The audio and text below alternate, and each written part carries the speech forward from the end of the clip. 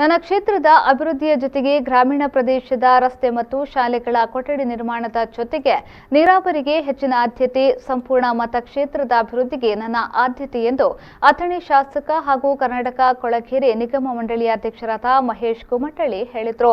ಬೆಳಗಾವಿ ಜಿಲ್ಲೆಯ ಅಥಣಿ ತಾಲೂಕಿನ ದಬ್ಬದಹಟ್ಟಿ ಕ್ರಾಸ್ನಿಂದ ಬಳವಾಡ ಗ್ರಾಮದವರೆಗೆ 10 ಕಿಲೋಮೀಟರ್ ರಸ್ತೆಗೆ ಸುಮಾರು 5 ಕೋಟಿ ರೂಪಾಯಿ, 3 ಪ್ರಾಥಮಿಕ ಶಾಲಾ ಕೊಠಡಿಗೆ ಸುಮಾರು 33 ಲಕ್ಷ ರೂಪಾಯಿ ವೆಚ್ಚದ ಕಾಮಗಾರಿಗೆ ಚಾಲನೆಯನ್ನ ನೀಡಿ ಮಾತನಾಡಿದರು.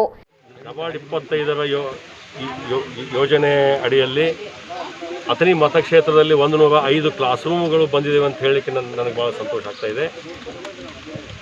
ಸುಮಾರು 13.35 ಕೋಟಿ ರೂಪಾಯಿಗಳ ಕಾಮಗಾರಿ. ಇನ್ನೂ ಹೆಚ್ಚಿನ ಕ್ಲಾಸ್ ರೂಮ್ಗಳನ್ನು ತಗೊಳ್ಳುವ ಯೋಜನೆಯನ್ನು ಹೊಂದ್ಕೊಂಡಿದ್ದೀವಿ.